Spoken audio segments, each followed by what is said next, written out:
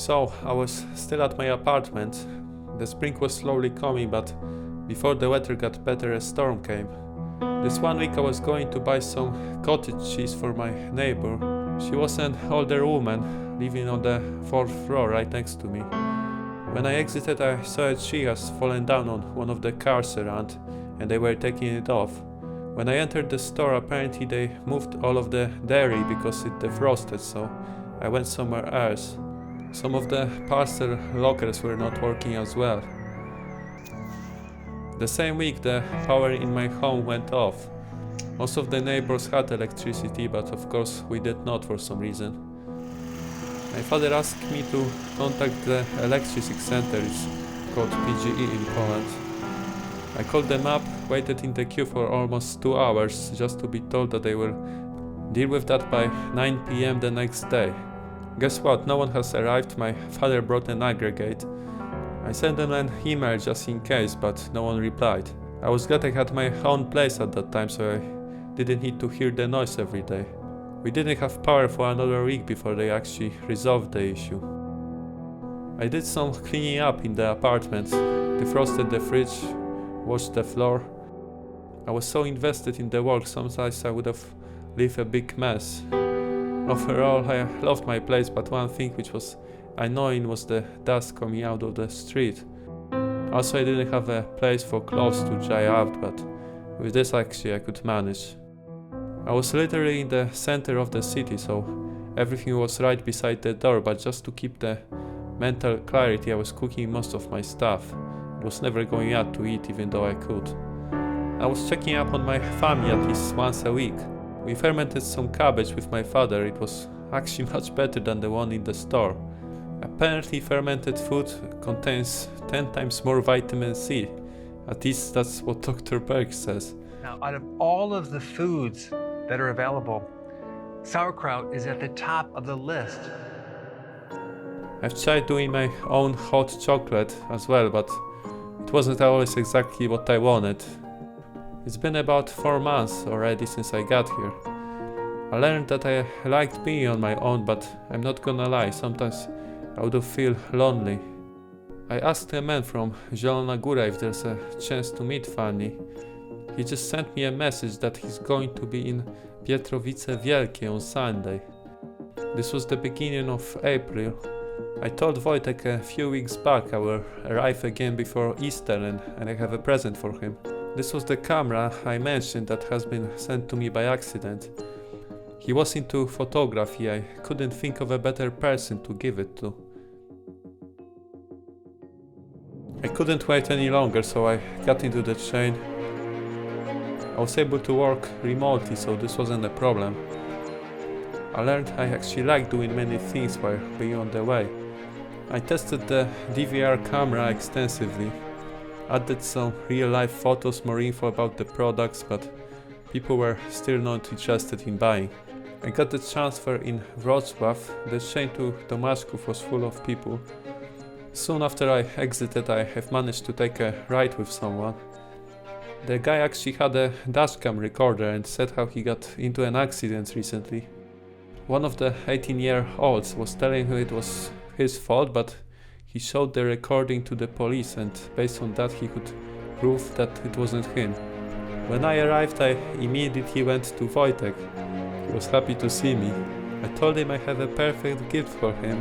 I picked out the camera, he started looking at it, was grateful, but at the same time wasn't too impressed.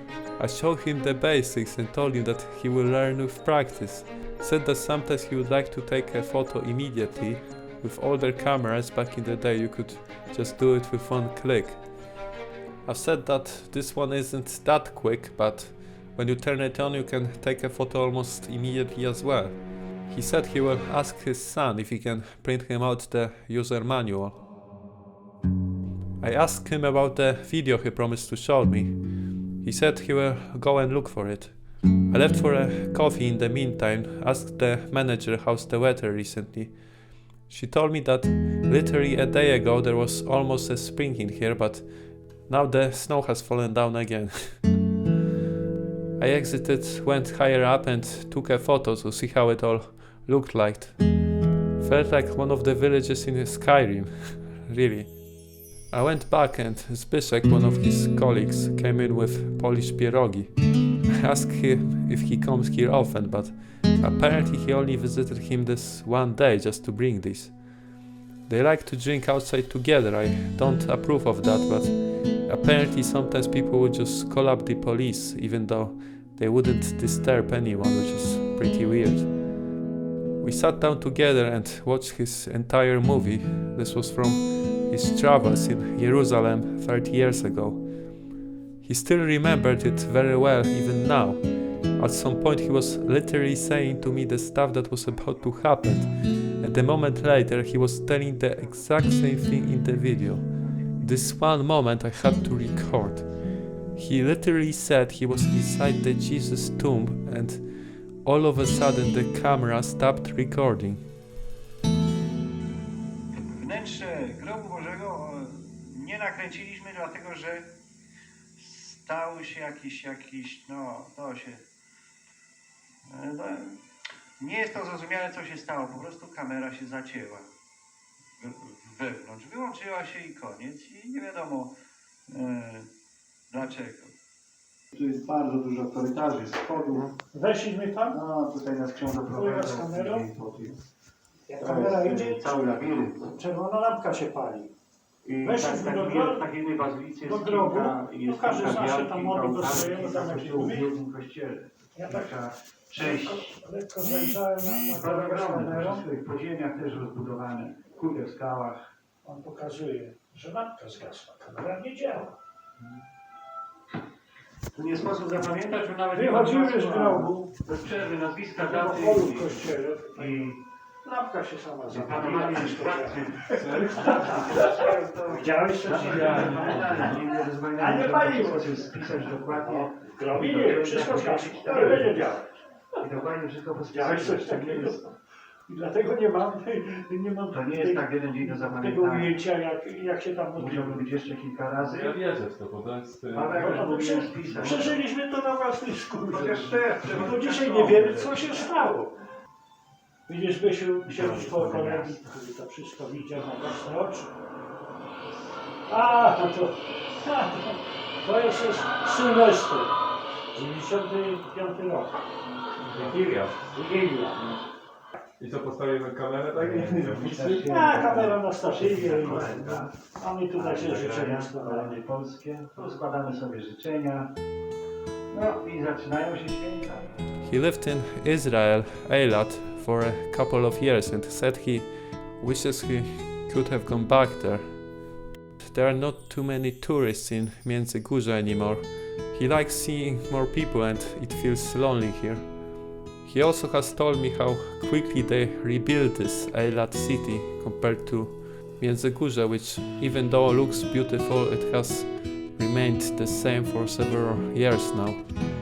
Also, he told me this one story how one of his friends' knees got healed literally by itself. I don't know how true is that, but at this point I will believe in anything.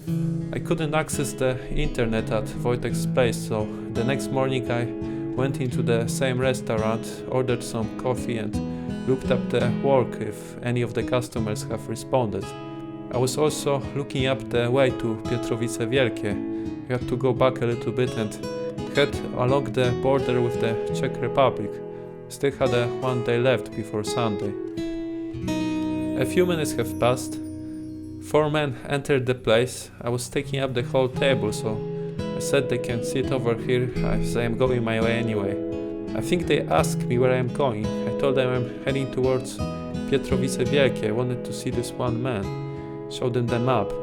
They've said they'll be going back that way and could always pick me up, but first they are taking a hike on Śnieżnik. This is the hill right over here. This guy told me that there is a shelter below the hill for 50 zlotys per night. He said we can meet up there. I asked for his number and said I will eventually call.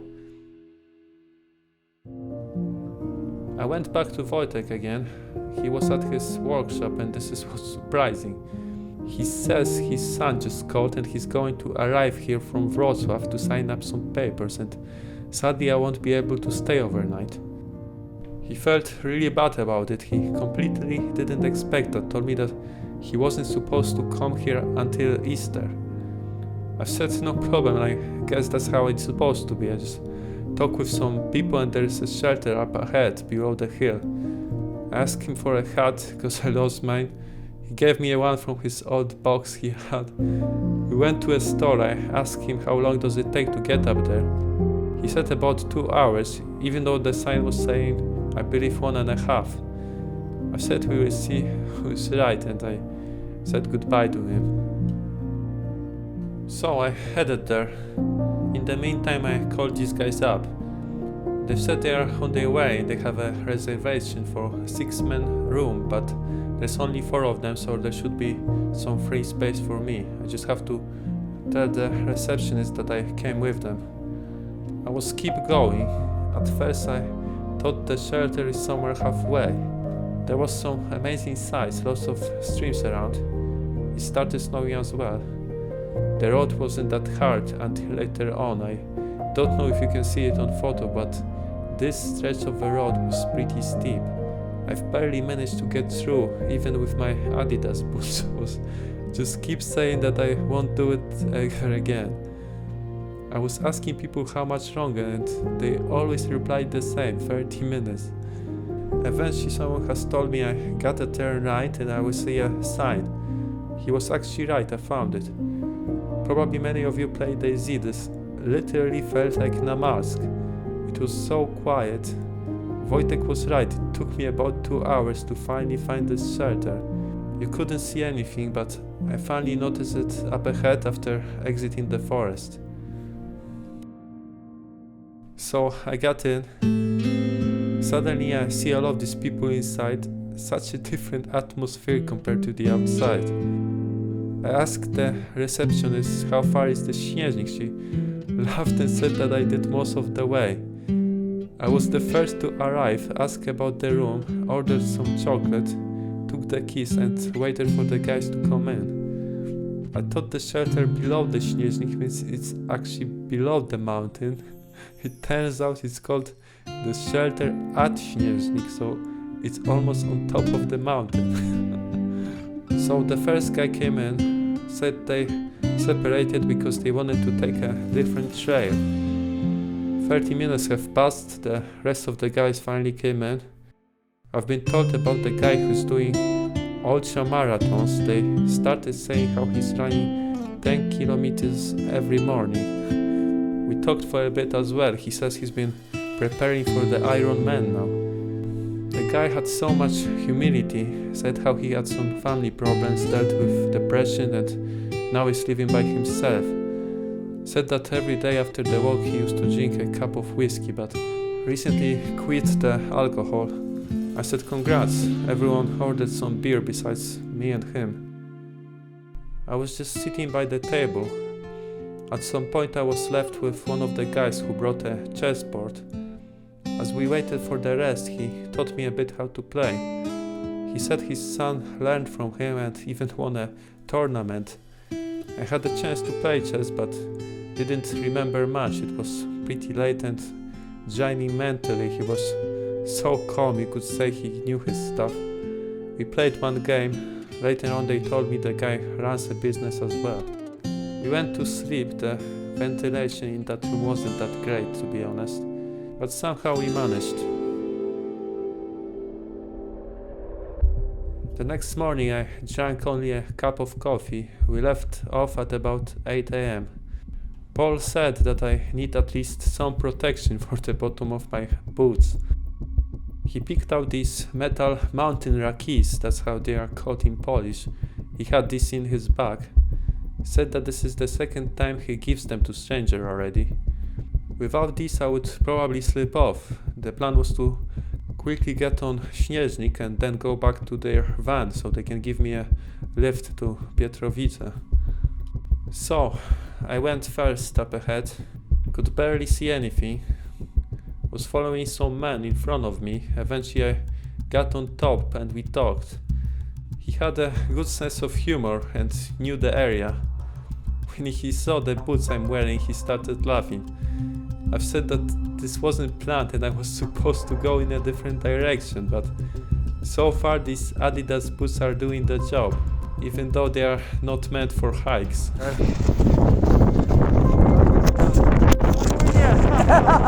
Dobra, zdjęcie się zrobiło jak leciało w dół.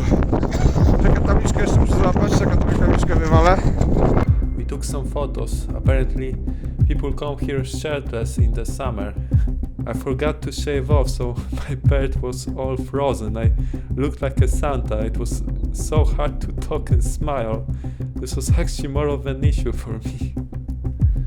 The guy we met gave us a general direction where to go, so we split it up with him at the crossroad. I wasn't planning on recording or doing photos of anything, but this guy David had a selfie stick and was recording some of our walks. Marcin! Nie jest ci za ciężko? No. Na pewno ci jest za ciężko. Czekaj, trzymaj. To zdrówko.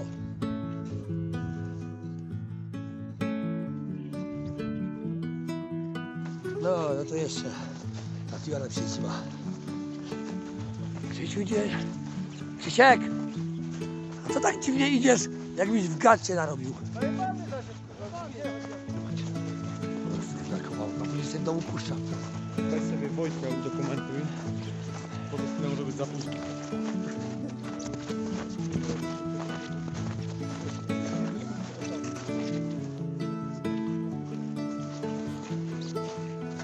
Zrobiłem krzyż. Się śmiejecie, kurwa. Gościu bloga prowadzi. Na internecie, staje na YouTubie. Cieszę całe wszystkie pasma górskie w Polsce w Adidasach. Zimą i latem. They were worried that I might freeze my feet. The Czech guy even said that he will congratulate me if I managed to get through. I talked a bit with Paul, the guy with an orange backpack, about what he's eating. He said that you need carbs for energy. I've said I only drank a cup of coffee today. I'm completely not hungry and we'll see if I can manage. We were right beside the border with the Czech Republic. I asked him if he was ever abroad. He laughed, took a few steps behind the border and said now he is. One time he picked up these tracking sticks, said that they help a lot around these areas, and just as he grabbed them, went twice the speed ahead of us. Eventually we arrived to the viewpoint.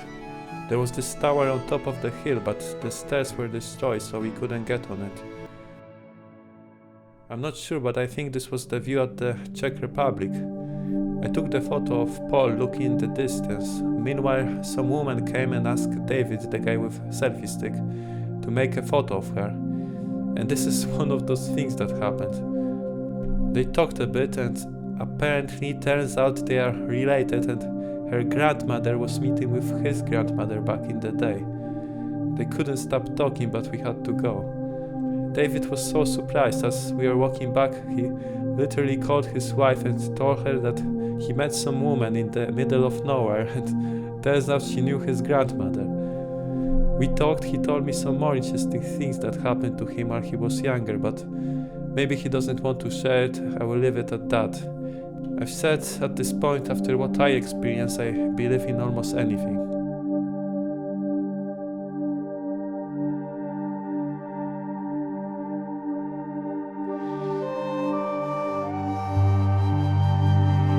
As we were going further, the views keep changing. It was magical. At one point they said I brought them this weather from Warsaw. The sun was shining and snow was falling down at the same time. We were keep going along the border. David scheduled a pickup earlier from one of his colleagues, who turns out he's a ranger guard in this area. But later on he didn't have a signal in his phone. I checked mine and it turns out I was the only one who could call him, so I handed him over the phone. He was supposed to stop in Jodłów. It was the afternoon already. I was getting worried that I might not get on time to Pietrowice to meet up with this man I was supposed to. Previously I mentioned the power bank I bought. I actually took it with me this time and it helped me a lot. Everyone's battery was low, but thanks to that power bank at least mine wasn't. I wanted to borrow it to someone, but no one had the right cable. I have the older phone with micro USB port, they all had USB-C. Eventually we got lost, we were keep following this red trail. Every now and then I was checking up the location, we were literally going through these empty fields. I don't know how, but there was not a single soul around here. No cars driving, no people, just 5 of us trying to find our way. Sometimes it's not worth trusting the Google Maps, but I had access to the location that was keep saying that we are moving away. At around 3 PM, the guy I wanted to meet in Pietrowice sent me a message that he's heading back home. I'm not gonna lie, I was devastated. We were in the middle of nowhere, it started raining a bit as well. They joked we'll have to set up a camp, but I wasn't in the mood for jokes. Eventually Paul has said that I was actually right and we were going the wrong way. He managed to convince the rest. Finally we started heading back where we came from. There was some arguments between us. Some people were saying that this ranger guard could have picked us up while we were here in the Czech Republic. But David said they agreed on Jodów. I tried to understand both sides and stay calm. Eventually David and Paul went a shorter way through the hill. I took off the mountain raquis earlier as they were getting tight on my shoes. Suggested to go around with the chess guy and Chris. They were not so keen on going up the hill either, so we went together. About 2 hours later we finally found a sign with a way to Jodów. Saw a red trail as well. Then we realized that there are 2 of these, one going through Poland and one going through the Czech Republic. All this time we were following the second one, that's why we got lost. Suddenly I got a random phone call. I answer, turns out it's Alan, the ranger guard. He got my number after I was handing my phone before to David when we didn't have a signal. He said he couldn't contact David again, could pick us up from where we are. He got a photo, but that wouldn't tell him much. I laughed and said that at this point we will just meet up where we're supposed to. I didn't have a place to stay overnight, so I also called up Wojtek. He answers and says that his son left today and I can come in. I said I've got a lot to tell. Eventually we found a road. Finally, for the first time in a long, we saw a man in the car. He stops by and says that someone is looking for us. He said it's probably Alan. I sent him a message that we are finally in Jodów. He arrived, I said we were just talking on phone. He told us there were the situations where they used to send out quads with people for rescue and we could easily get lost if it was darker. It was 7 PM, we were walking the whole day for about 10 hours. He gave us a ride back to Międzygórze. I've said that at this point I will stay up there and leave alone tomorrow. I said goodbye to everyone and went to see Wojtek. I was so relieved that it was all over, but at the same time wasn't even tired or mad at anyone about what happened. I would just keep wondering and even ask Wojtek if this was supposed to happen or did I make a mistake of coming with them. Even though we got lost, this was an amazing journey and I had a chance to get to know some really cool people. But I was disappointed I didn't meet that guy I was going to. He said to not worry that we don't have a control over everything. And this is what's amazing. While I was gone, his son came and saw a camera, told him it's a pretty good one. Apparently he's also into photography, showed him some stuff how to operate it and told him he will print out the manual for him next time he's here. Wojtek was so much more positive about this gift now. I was so happy he enjoyed it. I made myself some scrambled eggs, he told me some stories and I went to bed. Next time I didn't notice at first, but he put my wet boots on the heaters to dry it out. I didn't want to disturb him, so quickly grabbed them and headed my way back home.